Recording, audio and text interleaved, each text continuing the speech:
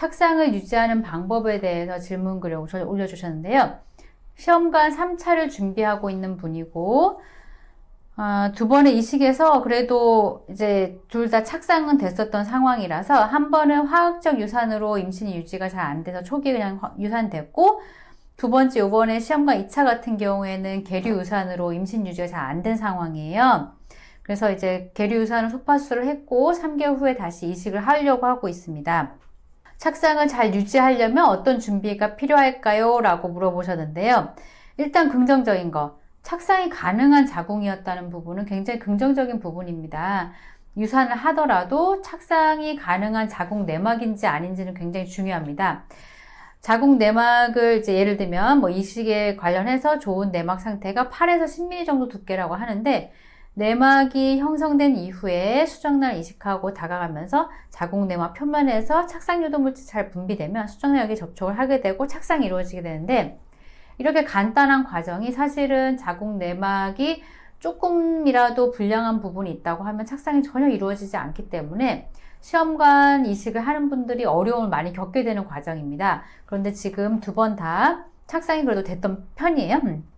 그런데 하지만 이제 지금 같은 경우에 계류 유산을 했기 때문에 유산 후 후유증이 또 남을 수가 있습니다. 그래서 우선은 유산 후에 수술적인 부분에 있어서 상처를 잘 치유하고, 수술 부위에서 자꾸 스며나오는 노폐물에 해당하는 어혈 찌꺼기들도 잘 해독을 하면서 유착을 방지할 수 있도록 자궁 내막이 다시 재생할 수 있는 부분에 대한 치료가 우선적이에요. 이와 관련해가지고 유산 후 조리를 위한 침치료와 약침치료, 그리고 한약 복용 등을 이제 할 수가 있는데, 이 부분에 대한 이제 치료가 보통 한 달 정도의 유산 후 조리가 일어나게 되고, 그 이후에는 다시 시험관 이식을 위한 준비를 하게 됩니다. 지금 같은 경우에 착상이 잘 유지 안 되는 경우에는 크게 두 가지로 나눌 수가 있어요. 하나는 이제 배아의 문제.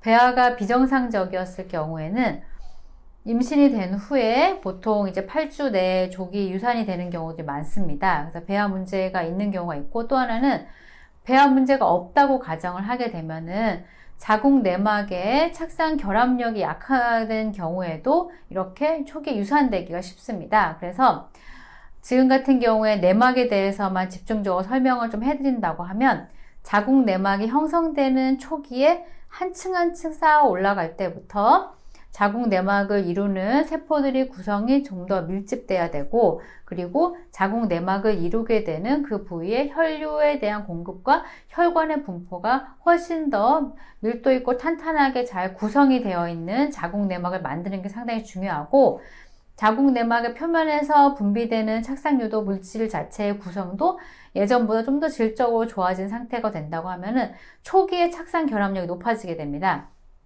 나중에 유산기가 자꾸 있는 분들 같은 경우에 보통 착상 초기에 결합력이 약하게 되기 때문에 나중에도 계속 불안정한 상태를 유지하게 되시거든요. 그래서 착상이 되는 초기에 결합력을 강하게 착상이 잘 될 수 있도록 하는 한의학적인 치료를 들어가게 됩니다. 그래서 이런 부분들과 관련해서 골반의 혈류가 잘 흐를 수 있도록 골반 혈류 흐름에 대한 개선과, 자궁을 따뜻하게 하고 어혈을 해독하면서 착상 환경을 제대로 만들 수 있도록, 자궁 내막의 질적인 부분에 대해서 좋아질 수 있도록 하는 침치료와 약침치료, 그리고 자궁 신부 치료가 필요한 경우에는 한약 복용 등을 같이 병행하게 됩니다. 그리고 이렇게 유산이 있었던 분들 같은 경우에는 임신 8주에서 12주까지는 불안정한 기간이기 때문에 그 기간에는 임신 성공하신 분들은 유산 방지 한약을 같이 병행할 수 있습니다.